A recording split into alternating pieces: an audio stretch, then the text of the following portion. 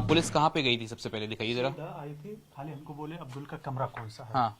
तो मैं बोला कमरा तो लेटता था अपनी बहन माँ सबके पास उधर ही लेटता था, हम यहाँ पे लेटते थे, ये हमारी खटिया है। तो सीधा बोले उसका सामान कहाँ पे है। मैं बोला सीधा आ जाओ भाई, जब हमको कोई चीज का पता नहीं तो हम बोला आ जाओ भाई, ये है उसका डोर। मैं बोला ये है डोर, तो इसमें ताला लगा हुआ था, तो चाबी हमको पता ही नहीं थी। तो थोड़ा देर बाद चाबी कहीं इसमें मिली, तो हमने डोर खोला ऐसा, तो पूरा साहब लोग ने पूरा तलाशी ली। अच्छा। तो इसमें जो भी बरामद हुआ, कुछ पैसा भी था इसमें, तो जो भी बरामद हुआ तो वो लकड़ी के ऐसा लकड़ी के जो बच्चे लोग खेलते हैं बना के, तो इस पे रखी हुई थी, ये टाड़ पर यहाँ पे रखी हुई थी जी। अच्छा। तो इसको भी बरामद किए। हाँ। और फिर वहां पे गए, बोले कहा, फिर ऊपर एक कमरा है हमारा। हाँ। फिर वहां पे लेकर गए हमको। ऊपर का कमरे में क्या है? उधर खाली सामान रखा हुआ है, उधर खाली हम लोग नमाज पढ़ते हैं। कहाँ पर? आइए। तो आपका कहना है कि पुलिस यहाँ पे आई और तलाशी लेके गई पूरा? जी जी, पूरा तलाशी लेकर गई। हाँ। और ऊपर के कमरे में क्या मिला है पुलिस को? कुछ नहीं, खाली वो उसका प्लास्टिक का कोई ऐसा था, क्या पता, प्लास्टिक ऐसा गोल गोल। हाँ हाँ। हमको इस चीज का पता नहीं है। ये कमरा है अब्दुल का? नहीं, कब होता था तो वही यहाँ पे जैसे हम लोग खाली एक सामान रखते हैं। हाँ। घर का जैसे ठंडे का ये बिस्तर उस्तर है ना, ये हमारा पेटी है, इसमें सब सामान रखा जाता है। तो तलाशी यहाँ पे भी हुई? ये पूरा देख लीजिए, पूरा बिखरा हुआ है, पूरा तलाशी हुई यहाँ पे। हम इस समय मौजूद हैं मजनई गांव में, जो आता है मिल्कीपुर अयोध्या में, और ये वो घर है अब्दुल रहमान का, जो एक संदिग्ध आतंकी है जिसको हरियाणा से गिरफ्तार किया गया है। ये उसके परिवार वाले हैं, उसके पिता हैं, उसकी माँ हैं, उसके घर वाले हैं, यही वो रहता था। घर वालों का कहना है कि उनको इस बारे में कोई जानकारी नहीं थी कि वो कहाँ था, क्या था।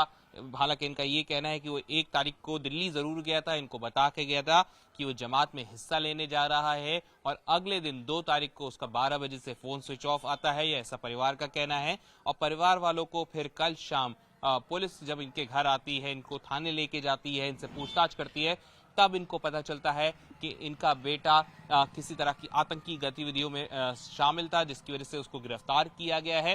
हालांकि परिवार का कहना है कि उनको इस बारे में कोई जानकारी नहीं थी, ना ही कभी उनको ऐसा लगा कि उनका बेटा किसी ऐसी चीज में इन्वॉल्व हो सकता है। परिवार का ये भी कहना है कि अगर आरोप सिद्ध होते हैं तो परिवार अपने बेटे के साथ, अब्दुल रहमान के साथ नहीं खड़ा होगा और कानून की मदद करेगा। परिवार ने मांग करी है कि इस मामले की ठीक से जांच हो ताकि उनको न्याय मिल सके, और अगर अब्दुल रहमान उस आतंकी गतिविधियों में शामिल है तो ये परिवार उसका साथ नहीं देगा, बल्कि कानून के साथ खड़ा होगा। परिवार लगातार मांग कर रहा है कि इसमें जांच हो ताकि इनको न्याय मिल सके। ये इनका घर है, ये मिल्कीपुर का मजनई गांव है, यहाँ पे ये पूरा परिवार रहता है।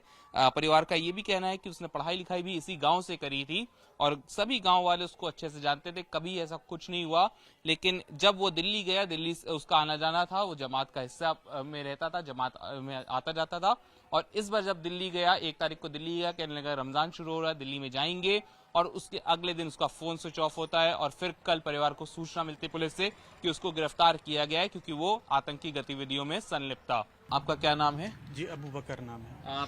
क्या हुआ है? आपके बेटे को पुलिस ने गिरफ्तार किया है, एटीएस ने गिरफ्तार किया है, उनका कहना है कि ये आतंकवादी जो है गतिविधियां थी उनमें संलिप्त था।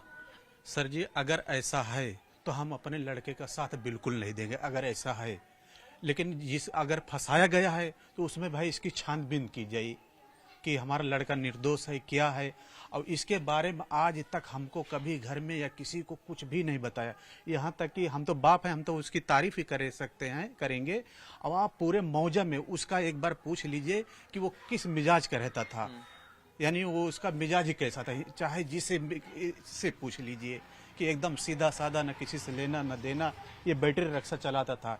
1 तारीख को यहाँ से हमको बोला कि हम जा रहा हूँ दिल्ली, और उससे पहले एक बार गया था और दिल्ली। तो दिल्ली क्या करने गया था? वहाँ पे एक मस्जिद है, मरकज निजामुद्दीन, तो बोला वहाँ पे हम जा रहा हूँ, वहाँ पे मस्जिद में रहूंगा, रमजान का महीना है, 2 दिन रहूंगा, हमारे दोस्त लोग भी हैं, फिर मिलके मैं चलाऊंगा।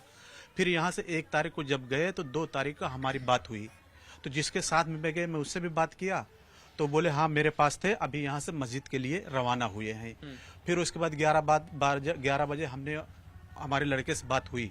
फिर 11 बजे उसने कहा कि मैं भाई मरकज के मस्जिद में अब्बा मैं हूँ यहाँ पे, अभी मैं मिलजुल कर कल या परसों में बुधवार को मैं आ जाऊँगा। मैं बोला ठीक है। उसके बाद फिर 12 बजे उसका मोबाइल स्विच ऑफ हो गया। उसके बाद क्या हुआ, वो वहां से हरियाणा कैसे पहुंचा, क्योंकि उसकी गिरफ्तारी हरियाणा से हुई है, आप लोगों को कब बताया गया? हमको यानी जब मीडिया वाले आए तब बताया गया, हमको न थाने में बताया गया न कहीं बताया गया। जब यहाँ पे आए घर पे, तो यहाँ पे मीडिया वाले आए तो उन्होंने बताना शुरू किया, तो जाके हमको मालूम पड़ा। तो लेकिन हरियाणा कैसे गया वो दिल्ली से? अब यही चीज़ तो हमको पता नहीं कि किसके साथ में था, कौन सा था, ये चीज़ मालूम तो होना चाहिए। और किन लोगों के साथ गया था, वो यहीं गांव के थे? नहीं, फैजाबाद के थे। नहीं, उससे पहले जब गए थे जुलाई में, जब गए थे तो फैजाबाद के लोग थे उसके साथ में, तो 4 महीने के लिए गए थे। तो वहाँ से यानी वो आए थे 24 नवंबर को घर पे आए थे, उनका वक्त पूरा हो। पहले गए थे दिल्ली, दिल्ली में 40 दिन थे। उसके बाद फिर गए थे विशाखापट्टनम, विशाखापट्टनम से वो आए थे यहाँ पंजाब, पंजाब से सीधा घर आ गए। तो ये बैटरी रिक्शा मैंने लिया है। इतनी जगह क्या करने जा रहे थे? विशाखापट्टनम पंजाब क्या, सब यहाँ सब क्या करने गया? जैसे जमात लाइन है ना, तो तबलीगी जमात, तो उसमें जैसे गांव-गांव के एक बच्चे जुड़, लौंडे या बूढ़ बुजुर्ग सब जुड़ते हैं, तो वो जाते हैं यानी अपना यानी कि दीनदारी, यानी कि अपना झूठ नहीं बोलना, अपना जहाँ पे रहो अपने बड़ों से इज्जत करो, छोटों की शफकत करो, किसी का यानी हक न मारो। तो वही सीखने के लिए वो गए थे। अच्छा। अब हमको क्या पता है कि वो सीखने गया है, उसके दोस्त लोग क्या करेंगे इसके बारे में हमको कुछ भी पता नहीं। यहाँ तक कि आज कल शाम को जब थाने से आए तब जाके हमको यहाँ पे पता चला कि वो किसके साथ ऐसा ऐसा हुआ है। क्या उम्र है उसकी? उसकी उम्र है 18 या 19 के बीच में है। अच्छा जी। और पुलिस ने आप लोग को जब कल थाने ले गई तो पुलिस ने आप लोगों से क्या पूछा? हम उसी के बारे में पूछी कि वो कब गया था। मैंने पूरा जब से गया था 4 महीने, उसका पूरा उनको हमने बता दिया। अच्छा। कि जैसा जैसा आपको बता रहा हूँ हमने उनको भी बताया। आपसे कुछ बात हुई हो, आपको कुछ कभी बताया हो? नहीं, हमसे कभी नहीं बात हुई। कुछ नहीं बताया इसके बारे में किसी को भी, यहाँ तक कि पूरे मोहल्ले में किसी को भी कोई खबर नहीं किया, क्या कर रहा है, क्या कुछ ऐसा करेगा, किसी को भी नहीं पता। कि कोई लौंडे में किसी को बताता, वो हमको बताता है कि तुम्हारा लड़का ऐसा बोल रहा था, तो भी हम इस पर एक्शन लेते। सब लोग ये बोलते तुम्हारा लड़का सीधा है, तो हम भी इसमें तो मेरा लड़का सर, इसमें हमारे लड़के को फंसाया गया, बस हमारे लड़के को फंसाया गया, इसको फंसाया सर, उसको फंसा दिया वहाँ ले जाके, और कुछ वहाँ नहीं। पे ले जाके नहीं तो किसने फंसाया? यही तो मालूम नहीं पड़ पा रहा है। जब यहाँ से बताया कि हम जा रहा हूँ दिल्ली अपने दोस्त से मिलने, तो मैं बोला दोस्त से बात भी करा, तो ये बात भी नहीं कराया हमसे। दोस्त का नाम बताया? कुछ भी नाम नहीं बताया। बोला मैं जा रहा हूँ, मैं 2 दिन के लिए जा रहा हूँ। तो इससे पहले भी गया था जब दिल्ली, तो या तो इसमें कोई कनेक्शन होगा उसका। अब ये चीज की जांच हो तो पता लगे कि क्या है इसका। अच्छा। आप कहा यह जा रहा है कि राम मंदिर को टारगेट कर रहा था, राम मंदिर भी गया था और राम मंदिर पे ही हमला करने की थी, ऐसे आरोप उस पे लगाए जा रहे हैं। क्या आप लोग मानते हैं ऐसा? नहीं, ऐसा तो कुछ भी नहीं है।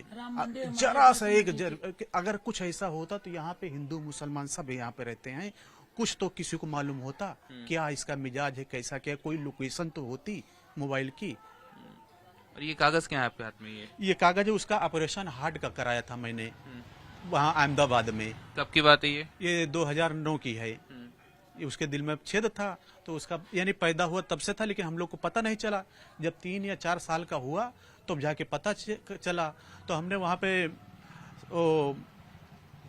मोदी जी ने एक योजना निकाली थी, तो सहूलत वाला, तो हमने उसमें जाके फार्म हिस्सा लिया, तो उसमें उसका ऑपरेशन हुआ। अच्छा। अहमदाबाद में।